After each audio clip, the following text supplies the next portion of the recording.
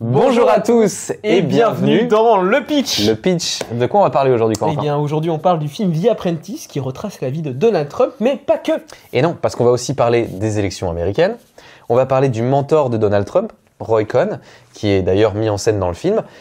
Corentin va nous faire un petit tuto pour devenir le meilleur gourou possible. Alors ça, à mon avis, ça vaut le détour. Faut pas le rater. Voilà, il y aura aussi un petit quiz sur les sorties les plus absurdes et fantasques de Donald Trump. Et peut-être même que je vous parlerai un peu des Simpsons. On verra, Voilà. on verra. Bon, d'abord, petit pitch du film, peut-être, Damien. Eh ben oui, petit pitch du film. Alors du coup, The Apprentice, c'est quoi ? C'est un film qui est sorti cette année, qui est au cinéma, un film de Ali Abbasi, qui met en scène les jeunes années de Donald Trump. Donc, en fait, le Donald Trump d'avant son ascension au pouvoir, mais celui qui va préparer un peu son ascension au pouvoir. Et du coup, c'est un film assez intéressant parce que ça nous met la lumière sur une période assez méconnue de la vie de Trump, avant qu'il devienne président. Et surtout la relation qu'il va nouer avec son mentor, Roy Cohn, qui va être un peu un espèce de père spirituel pour lui et qui va vraiment le faire devenir le Trump qu'on connaît aujourd'hui, quoi. Mais c'est pas vraiment un biopic. The Apprentice, c'est pas vraiment un biopic. Parce qu'il manque ce côté réalité, c'est-à-dire que ça reste un film de fiction inspiré par des faits réels, certes, mais on raconte vraiment une histoire, hein. On dramatise les situations, parfois, peut-être parfois pas, mais en tout cas, on raconte une histoire qui... Il n'y a pas une exigence de fidélité historique le but, c'est et d'être factuelle. efficace. Il n'y a pas ce côté documentaire où on montre le vrai, où on raconte le vrai. Là, on raconte comme une origin story de vilain, finalement, Ouais, c'est un peu qui ça. commence un peu... Parce que l'idée, c'est quand même de faire une espèce de fable morale un peu, quoi. C'est-à-dire, on veut montrer quelque chose sur Trump. On veut montrer comment Trump est devenu Trump. Et donc, le film va s'intéresser à des moments clés de sa vie et va en faire une interprétation. Mais la plupart du temps, il se base sur des faits réels. Hein, donc, Exactement. c'est pas non plus de l'invention totale. On raconte la jeunesse et l'histoire de Trump. Le but, c'est quand même de raconter un film efficace, agréable, qui nous prend par la main. Donc, on n'est pas dans la véracité à 100%. Mais Damien, du coup, qu'est-ce que t'en ressors, toi, là-dessus ? Est-ce que moi, c'est le jeu des acteurs ? Je trouve que déjà, il y a un truc super dans le jeu des acteurs. Si c'est un truc qui vous intéresse, le jeu de... Donc, il y a Sebastian Stan qui joue le rôle de Trump. Et le mentor est joué par Jeremy Strong. Jeremy Strong, vous connaissez peut-être parce qu'il a joué dans Succession. Il jouait le rôle de Kendall Roy, qui est un des plus beaux personnages de fiction, moi je trouve, de série de ces dernières années. Et donc, du coup, il y a quand même un gros travail d'acteur de Sebastian Stan sur Trump, parce que c'est intéressant, au début du film, Trump est un peu un personnage assez fragile, qui vit dans l'ombre de son père. On a presque un peu pitié pour lui. On a presque un peu pitié pour lui parce que voilà, il essaie de faire ses premiers pas dans le monde. Son père est un énorme mania de l'immobilier, donc il vit complètement dans son ombre. Il a pas de prénom pour l'instant. Il est juste le fils de Trump. Et donc il a pas trop confiance en lui. Il est un peu fébrile. Il va rencontrer donc le fameux Roy Cohn et c'est à ce moment-là qu'il va vraiment s'endurcir et qu'il va devenir petit à petit le Trump qu'on connaît. Et Sebastian Stan a fait vraiment le travail de rajouter des petites mimiques. Progressivement et adopter la manière de parler si particulière de Trump avec des trucs un petit peu, tu sais, vraiment avec la bouche aussi qui se transforme au fil du film. Oui, et qui devient un bec de canard en fait. Complètement. Au fur et à mesure. Et c'est jamais dans la parodie. C'est très fin. Et vraiment, comme tu dis, il a fait ce travail progressif et d'ajouter des choses au fur et à mesure de sa carrière, au fur et à mesure des événements aussi qui arrivent. Des événements de vie, et puis des règles dont on va parler tout à l'heure qui s'ajoutent à sa façon de vivre, c'est son mantra en fait. Finalement. Mais du coup, avant de passer à la suite, Corentin, est-ce que tu le conseilles toi ce film ? Et pourquoi ? Tout à fait. Je le conseille parce que je trouve que c'est quand même quelque chose. Bon, déjà, ça dit quelque chose de notre époque, que ce personnage-là soit mis en avant sur la scène électorale américaine et même avant, dans de télé-réalité. Mais je le conseille également parce que c'est un film, comme je disais tout à l'heure, efficace. Au niveau de la narration, vraiment, on vous prend par la main, on vous lâche pas, c'est bien rythmé. Et puis, il y a un côté aussi un peu rétro dans toutes ces scènes dans les années 70. Il y a une atmosphère que moi, j'aime beaucoup, avec ses costumes, avec cette ambiance luxueuse et du too much. Enfin, c'est un voyage, quoi. Ouais, complètement. Je trouve que c'est un voyage et que finalement, on ne voit pas, il dure combien de temps ? 2 heures et quelques ? Je crois qu'il dure presque 2 heures ou un peu plus, Et on voit vraiment pas le temps passer. Non, c'est mené hyper tambour battant, il n'y a pas de temps mort. Allez voir The Apprentice au cinéma, on est sur quelque chose d'agréable. Oui, et même si Trump vous saoule, parce que moi j'avais la discussion avec un copain qui me disait « Ah ouais, mais Trump, moi j'en peux plus, je suis de temps en temps à la campagne américaine, j'en peux plus et tout. » Moi, honnêtement, j'ai trouvé que c'était une autre facette du personnage. C'était vraiment une histoire qu'on nous raconte. Et c'est pas, il y a pas ce côté documentaire ou ce côté outrancier ou parodique que le vrai personnage a en fait. Oui, finalement, le personnage est plus parodique que lui-même. Ouais, c'est ça. Que dans le film. Le personnage du film est plus nuancé, et plus intéressant, et plus creusé, et plus complexe que ce qu'on en voit aujourd'hui dans les médias, quoi. Mais il est devenu une version exagérée de lui-même, en fait, finalement. Complètement. Et d'ailleurs, Trump est encore dans les médias en ce moment, puisque fin d'année, il y a l'élection présidentielle américaine. Ouais. Donc Trump versus Kamala Harris dans le ring. Ding, ding, ding. Mais si j'ai bien compris, tu m'as raconté un petit peu tout à l'heure, Damien, les élections américaines, en fait, c'est démocratique, mais pas tant que ça. En fait, tout commence avec, à la fin du XVIIIe siècle, quand les pères fondateurs de la Constitution américaine, donc Jefferson, Washington, Benjamin Franklin, tout ça, écrivent la Constitution. Et là, ils veulent un système démocratique parce que les États-Unis viennent de prendre leur indépendance par rapport à l'Angleterre, donc il y a vraiment un enjeu. Donc ils veulent un système démocratique, mais en même temps, ils font pas une énorme confiance au peuple. Ah, il s'agirait de pas faire trop confiance aux pauvres. Voilà, parce que ils ont pas trop confiance dans les gens pour choisir leurs représentants et pour prendre des bonnes décisions pour la nation. Donc, ils vont mettre des garde-fous en place et ils vont créer ce qu'on appelle le système du collège électoral. Ce sont les grands électeurs, c'est ça ? C'est les grands électeurs, en fait. Et qu'est-ce que c'est que ce système de grands électeurs ? C'est qu'en fait, dans chaque État des États-Unis, il y aura un nombre de grands électeurs qui ne bouge pas, qui est toujours le même. Donc, par exemple, tu vois, au Texas, il y en a 38 grands électeurs. Dans l'État de New York, il y en a 29. Au Wyoming, par exemple, il n'y en a que 3. Donc, ça varie en fonction de la taille ? Donc, ça varie. Alors, ça varie en fonction du peuplement de l'État, mais aussi en fonction de l'importance politique de cet État-là. Et de la densité de population et de plein d'autres facteurs. Mais c'est pas toujours très logique. En fait. Donc voilà, donc du coup on se retrouve avec des États qui n'ont pas le même poids, puisque in fine le président des États-Unis sera élu par ces grands électeurs-là. Donc si je comprends bien, tu es en train de me dire qu'on peut gagner le vote populaire et perdre la présidentielle aux États-Unis. Oui, parce qu'en fait ce qui se passe lors d'une présidentielle américaine, c'est que les électeurs, donc tout un chacun, toi et moi, on a le droit de vote, on est là-bas, on vote, on va voter du coup dans notre État, et ensuite c'est à l'échelle de l'État que va se dessiner une victoire ou une défaite. C'est-à-dire que, par exemple, il y a un candidat républicain et démocrate au Texas, par exemple. Voilà. Au Texas, le candidat républicain l'emporte. Et du coup, il y aura 38 grands électeurs du Texas qui vont voter pour le président. D'accord. Si, en même temps, dans l'État de New York, c'est les démocrates qui gagnent, là, il y aura 29 grands électeurs démocrates qui vont donner leur voix au président. Donc certains États ont plus d'importance que d'autres. Certains États ont plus d'importance que d'autres, et finalement, tu peux, à l'échelle d'un pays, avoir eu plus d'électeurs qui ont voté pour un candidat, mais que ce candidat, in fine, perd des élections, parce qu'il n'a pas gagné dans les États où il y avait le plus grand nombre de grands électeurs. Je suppose qu'il y a des enjeux particuliers, à des endroits où ça change régulièrement. Complètement, oui, parce qu'en fait, historiquement, il y a des États qui sont plutôt républicains ou plutôt démocrates. Par exemple, tu vois, le Texas est plutôt républicain, l'État de Californie ou l'État de New York sont plutôt historiquement démocrates. Et donc du coup, tout l'enjeu de cette campagne présidentielle, ça va être de gagner ce qu'on appelle les swing states. Donc les swing states, c'est les États qui peuvent basculer. Je crois que c'était les États qui avaient des mœurs un peu légères, mais ça n'a rien à voir. Rien à voir avec la danse. Et donc du coup, il va falloir gagner ces États-là, et c'est souvent d'ailleurs dans ces États-là que les candidats investissent le plus d'argent pour essayer de gagner. La communication d'élection, c'est à ce moment-là. On donne des t-shirts, des pins. Exactement. Des casquettes. Des casquettes à tout. Donc, par exemple, en France, si je résume, en France, nous, s'il y a 51% des votants qui votent pour un candidat au deuxième tour, le candidat va gagner. Exactement. Aux États-Unis, pour qu'il gagne, il faut qu'il y ait 51% des grands électeurs et pas des votants. Donc, c'est arrivé plusieurs fois, et notamment récemment dans l'histoire des États-Unis, qu'il y ait plus de personnes qui votent pour un président, mais que finalement, ce soit l'autre candidat qui soit élu à cause de ce système de grands électeurs. Par exemple, en 2000, il y avait George Bush contre Al Gore, et c'est George Bush qui a été élu, alors que Al Gore avait eu plus de voix de la part des Américains, de la base des Américains. Et en 2016, Trump avait gagné aussi contre Hillary Clinton, alors que c'est Clinton qui avait eu plus de voix si on additionnait, comme à la française, tous les électeurs basiques. C'est un système particulier quand même. C'est assez particulier, ouais.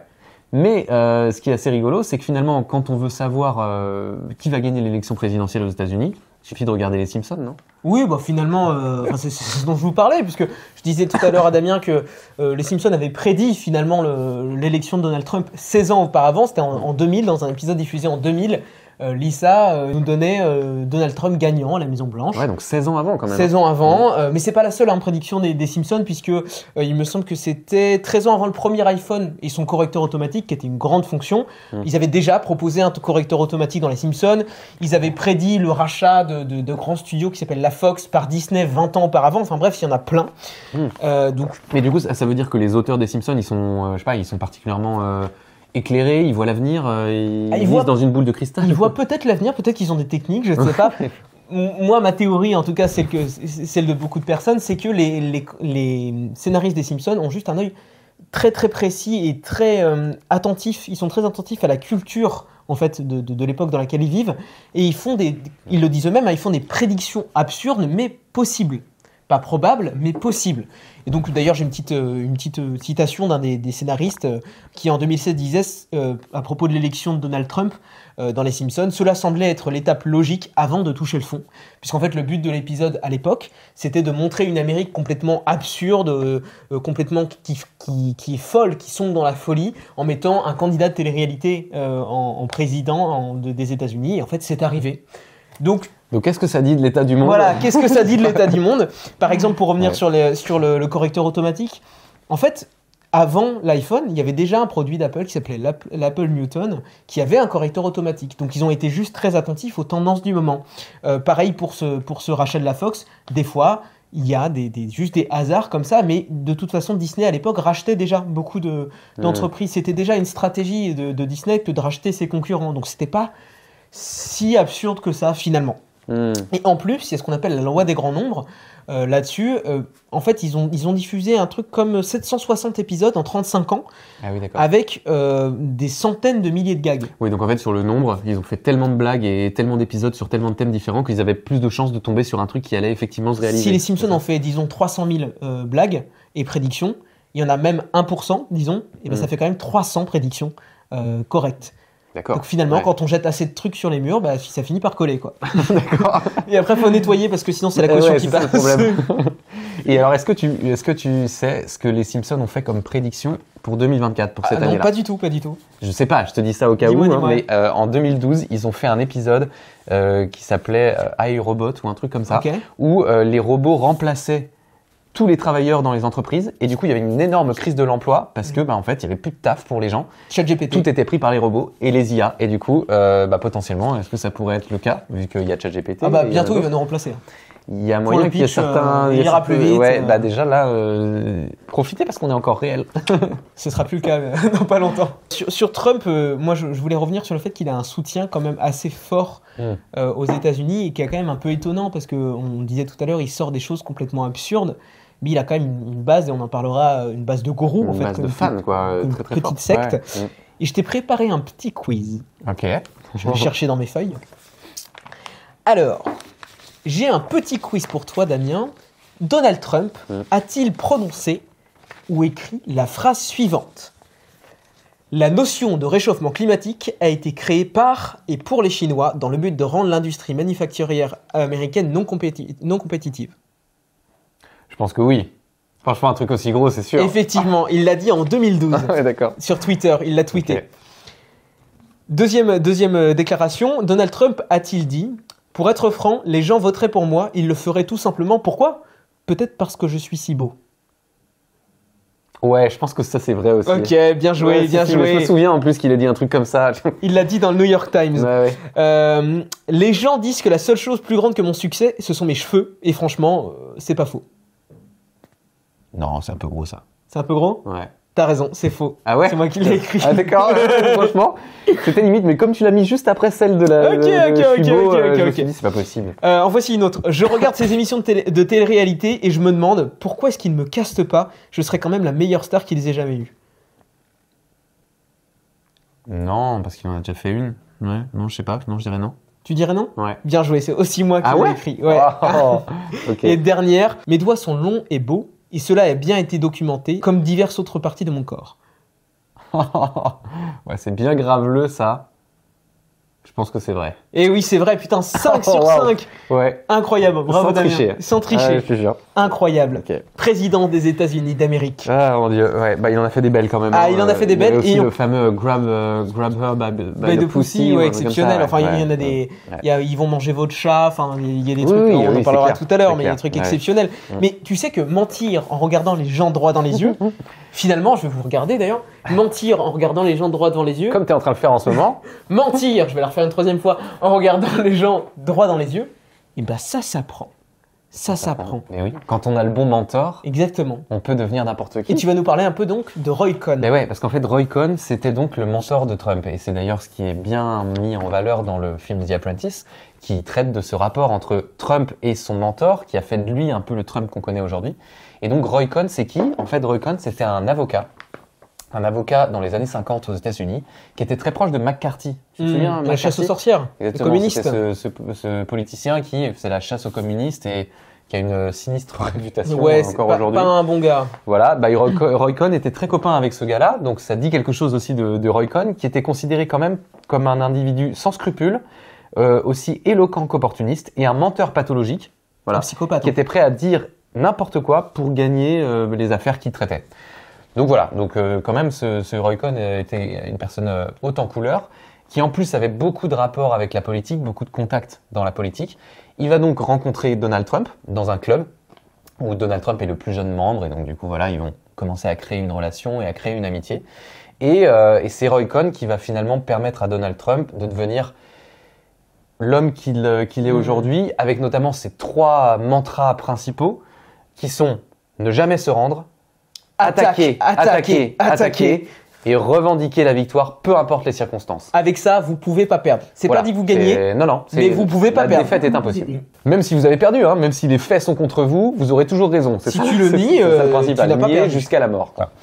Donc voilà, du coup, c'est un petit peu la relation entre Roy Cohn et Donald Trump qui a créé le Donald Trump En fait, d'aujourd'hui. Roy Cohn, au début, on le voit ça en tout cas dans le film, Ouais. le prend sous son aile parce que ça le fait un peu mousser. Il se fait mousser Ouais, en bien prenant sûr. Donald Trump. Il dit c'est le fils du père Trump.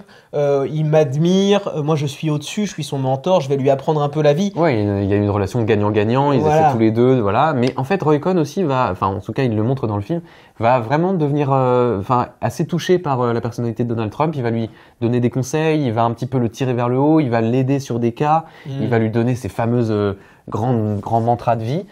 Et d'ailleurs, ce qui est un peu triste, c'est qu'à la fin de sa vie, Roy Cohn va être atteint par le sida. Il était vraisemblablement homosexuel. Et Trump, quand il saura que Roy Cohn est atteint du sida, va complètement le lâcher, comme une vieille chaussette. C'est ce qu'ils disent dans le film. Et va le laisser un peu tomber, ce qui va rendre Roy Cohn très triste au final. Et la dernière fois qu'ils vont se voir, ça sera dans une grande villa de Trump, où Trump pourra inviter Roy Cohn et lui fera un cadeau. Et ce cadeau, c'est 2 boutons de manchette d'une valeur inestimable, parce que c'est avec des boutons de manchette en diamant, Qui était en fait assez estimable. qui en fait finalement étaient très estimables parce que il s'est avéré qu'ils étaient faux. Donc voilà, donc le dernier cadeau de Trump À son ami, son mentor. qui l'a fait de A à Z mourant, c'était des faux diamants. Donc c'était quand même Je pense que ça résume assez bien le personnage tel qu'on nous le raconte, en tout cas dans le film. Ouais, complètement. Mais en tout cas, ce qui est sûr, c'est que Donald Trump était quand même quelqu'un qui a réussi à créer un mythe autour de lui, qui a une base de fans Il a une marque complètement énorme, ouais. et notamment des gens qui sont prêts à tout pour aller dans son sens et pour le réélire président de la République. Il a sa petite secte. C'est ça, c'est un peu comme un gourou en fait. Et ben ça tombe bien, parce que moi j'ai un petit guide pour vous, le petit guide du gourou. Ok. Comment devenir un bon gourou en 5 étapes. Et ben, imagine, c'est moi, j'ai envie de devenir un gourou comme Donald Trump, Que ou je comme tire d'un d'autres livre, politiciens d'ailleurs. notamment, qui s'appelle Les 48 lois du pouvoir de Robert Greene. Et il a un chapitre comme ça où il parle de comment bien créer sa secte. Donc, petit guide pour devenir un bon gourou. Étape numéro 1, fais beaucoup de promesses, mais garde-les très floues. Je vais vous les citer. Étape numéro 2, impressionne sans arrêt, il faut du spectaculaire. Étape numéro 3, inspire-toi des religions organisées. Étape numéro 4, cache tes sources de revenus. Et étape numéro 5, crée une dynamique, nous contre eux. Étape numéro 1 pour devenir un bon gourou. Fais beaucoup de promesses, mais garde-les très très floues. Le but, là, c'est de capter des adeptes, des fans, avec une grande promesse, quelque chose de grandiose comme « Make America Great Par Again exemple, ouais. » ou beaucoup d'autres.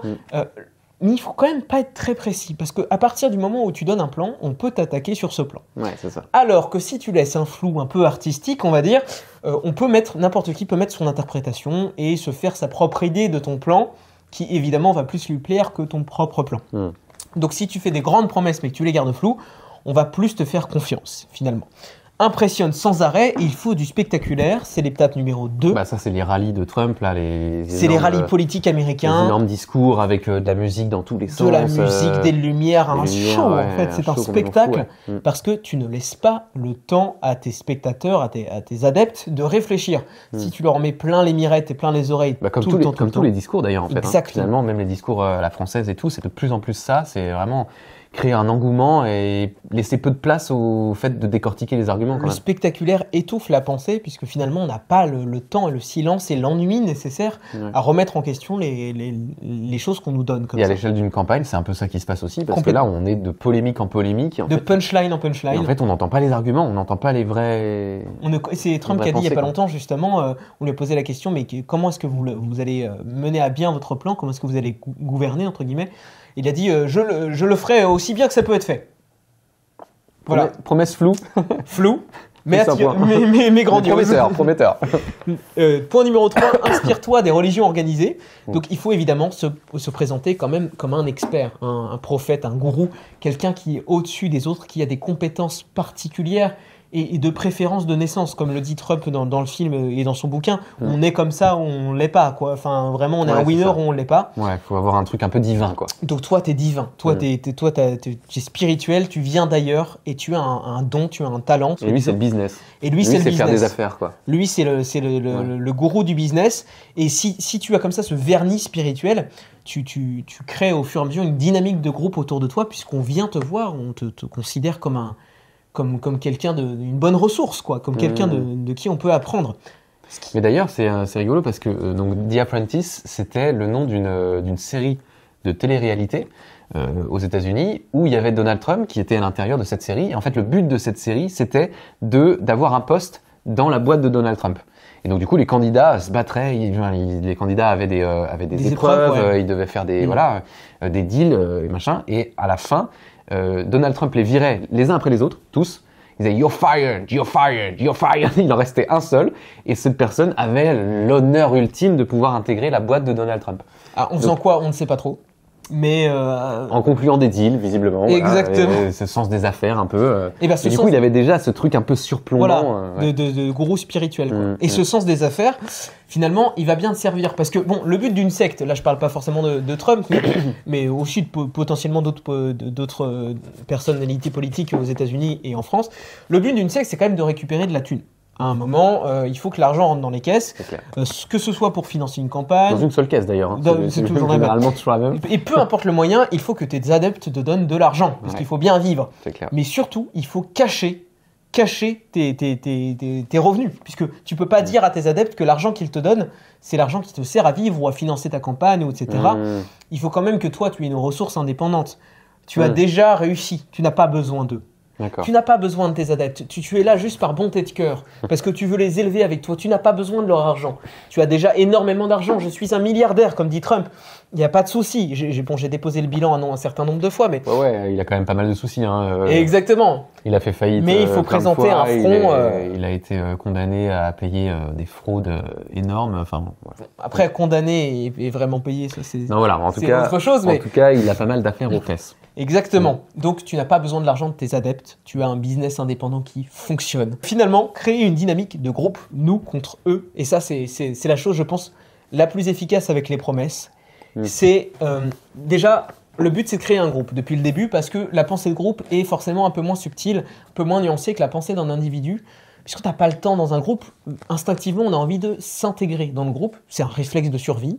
Parce que nos ancêtres, si tu étais hors du groupe, tu mourrais. Tout simplement. Donc on a envie d'être comme les autres, on a envie de s'intégrer même inconsciemment et finalement la pensée de groupe c'est une boule de neige qui roule le long d'une pente et qui grossit et qui comme ça peut être soufflée d'un côté ou de l'autre par une simple parole. Donc créer une dynamique de groupe et pour créer une dynamique de groupe, quoi de mieux que nous contre eux, créer un ennemi, critiquer quelqu'un, critiquer les démocrates, critiquer les républicains. Les Mexicains. Aussi, Critiquer quand ils les voulaient faire Mexicains. son mur là entre le Mexique et. Tu ériges un États-Unis. mur entre nous et eux. Et ça, c'est hyper important parce que ce qui lie les autres, c'est l'esprit de tribu, hein, finalement. Hein. Ça existe chez les humains depuis le début. C'est d'avoir un ennemi commun contre lequel se battre, contre lequel se rebeller. Et surtout, si tu peux te voir comme une victime, c'est formidable. Les choses vont mal, mais avec moi, elles iront mieux. Comment, je ne vous le dis pas. Mais Promesse floue. Une promesse floue, mais vous le Encore verrez.